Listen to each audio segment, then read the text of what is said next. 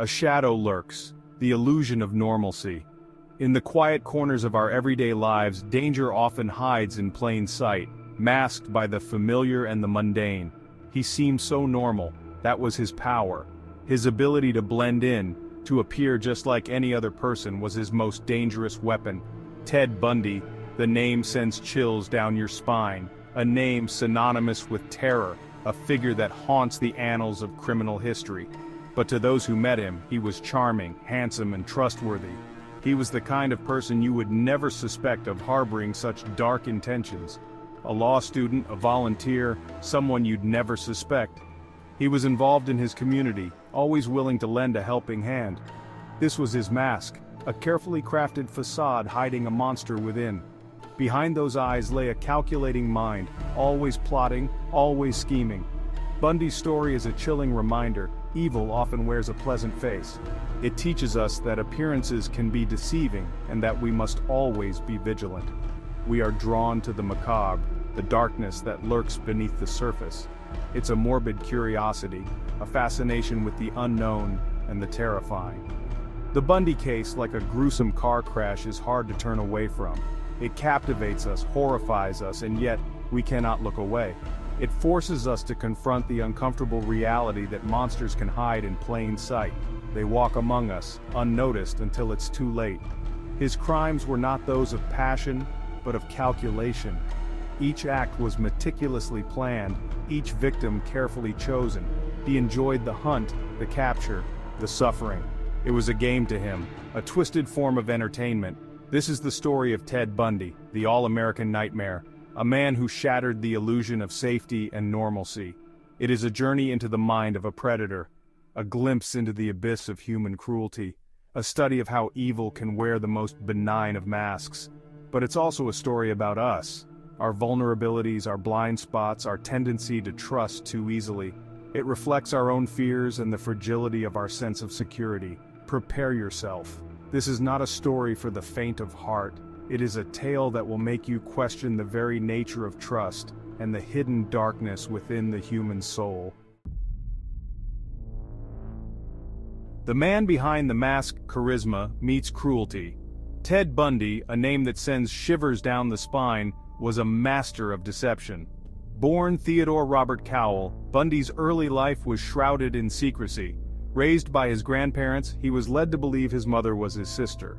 He crafted a narrative of a happy childhood, but cracks soon appeared.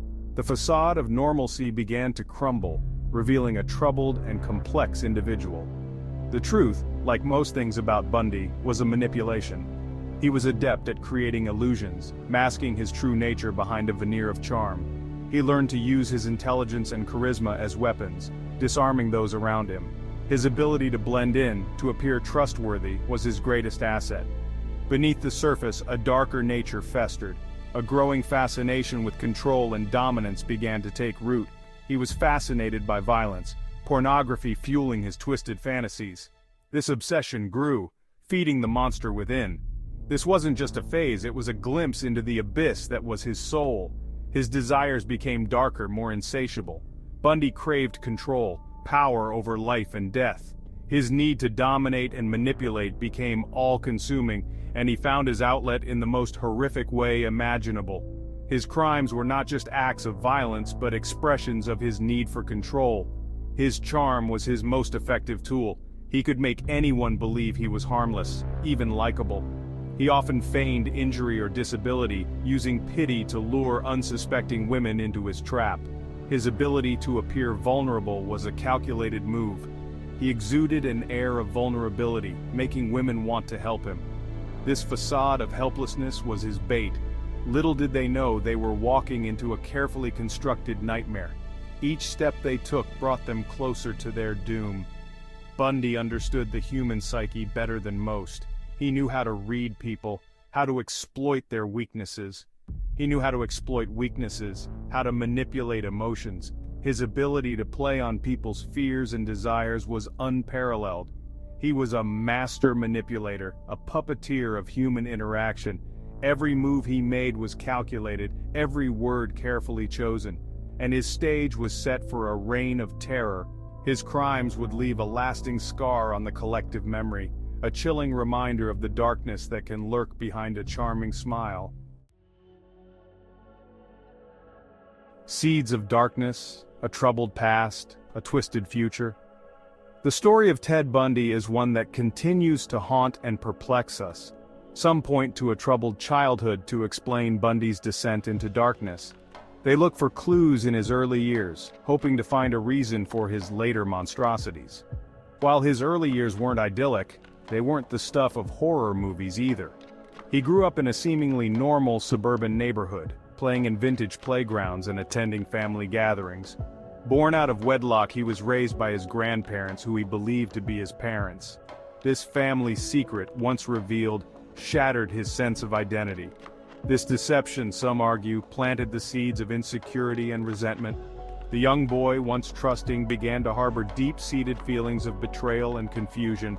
However, attributing his monstrous actions solely to a less-than-perfect upbringing is too simplistic.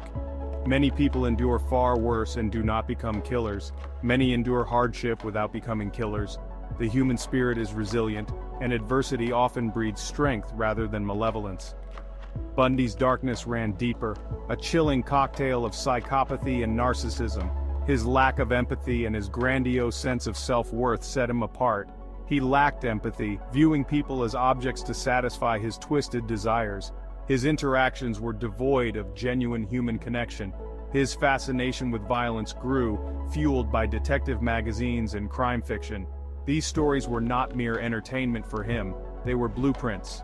He devoured these stories, not with morbid curiosity, but with a chilling sense of identification. He saw himself in the villains, the anti-heroes, the predators. The line between fantasy and reality blurred, his mind becoming a breeding ground for violence. His fantasies were dark and they began to seep into his reality. While we may never fully understand the genesis of his evil, one thing is certain: Bundy was a predator in the truest sense. His charm and intelligence masked a sinister core. He stalked his victims, meticulously planning his attacks. His approach was methodical, his patience chilling. His crimes were not random acts of violence, they were calculated expressions of his sadistic desires. Each act was a deliberate step in his dark journey, a manifestation of his inner demons. The first prey, a trail of blood, begins. The exact number of Bundy's victims remains unknown. Some estimates place the count as high as 30, a chilling testament to his depravity. His first confirmed murder, however, occurred in 1974. The victim, a young college student, vanished from her dormitory, leaving behind only a chilling silence. Bundy's modus operandi was becoming clear. He preyed on young women, often luring them with his charm and fabricated injuries. He exuded an air of vulnerability, disarming his victims with his apparent helplessness. Once alone, the mask slipped, revealing the monster beneath. His crimes were marked by a chilling brutality. He often bludgeoned his victims before strangling them, taking trophies to relive his heinous acts. His fascination with death went beyond the kill. It was about control, possession, and the perverse pleasure he derived from suffering. The disappearances sparked fear and outrage. Police were baffled, struggling to connect the dots in a seemingly random string of murders. Little did they know, they were hunting a phantom, a chameleon who blended seamlessly into everyday life. The face in the crowd, a killer's hunting ground. Bundy's hunting ground was vast, spanning multiple states across the American West. He moved like a phantom, leaving a trail of bodies in his wake. His ability to blend in, to appear completely unremarkable, was his greatest asset. He favored college campuses, beaches, and other places where young women gathered. His victims often fit a similar profile, attractive with long dark hair parted down the middle, a chilling echo of his first love who had rejected him years earlier. Bundy's methods were as varied as his victims. He often used ruses to gain their trust, posing as a police officer, a firefighter, or even an injured man in need of assistance.